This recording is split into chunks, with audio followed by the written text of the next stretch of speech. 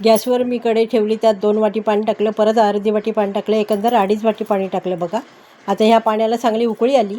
त्याच्यामध्ये 2 चमचे लाल तिखट घालते, 2 चमचे तीळ घालते, 1 चमचा जिरं घालते आणि पाव चमचा हळद घालते.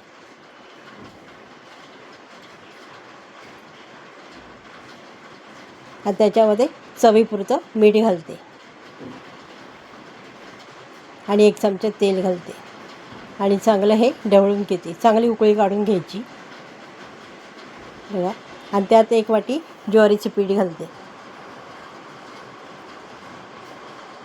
1 वाटी तांदळाचं पीठ घातलं आणि चांगलं मिक्स करून घेते.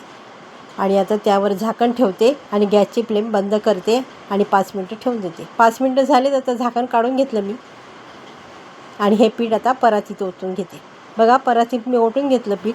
आता आणखीन याला पाणी लागेल, त्यासाठी मी 1 वाटी कोमट पाणी बाजूला काढून ठेवलं होतं आणि ते आता याच्यात टाकून मळून घेते.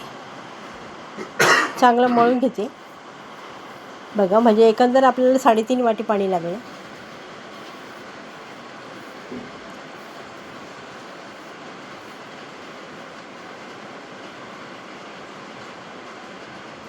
हे बघा, पीठ चांगलं भिजवून घेतलं मी.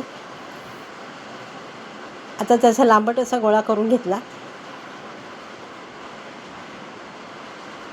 आणि तो चकलीच्या साच्यामध्ये टाकून घेतला आणि बघा झाकण लावलं होतं त्याला मी. आता चकली काढून घेते बघा.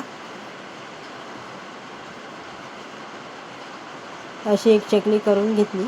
आता बाकीच्या पण अशाच करून घेते.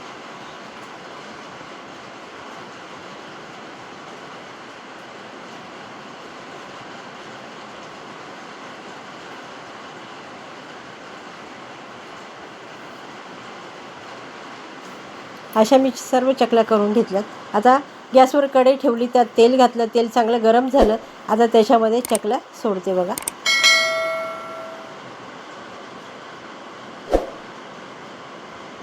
अशा चकल्या वरती आल्यात. आता मी पलटी करून घेते. आता या चकल्या दोन्ही बाजूनी चांगल्या तळल्या गेल्यात. आता मी काढून घेतल्यात बघा. अशा ह्या सर्व चकल्या मी तळून घेतल्यात. रेसिपी आवडली असेल तर लाईक करा, शेअर करा, सबस्क्राईब करा. धन्यवाद.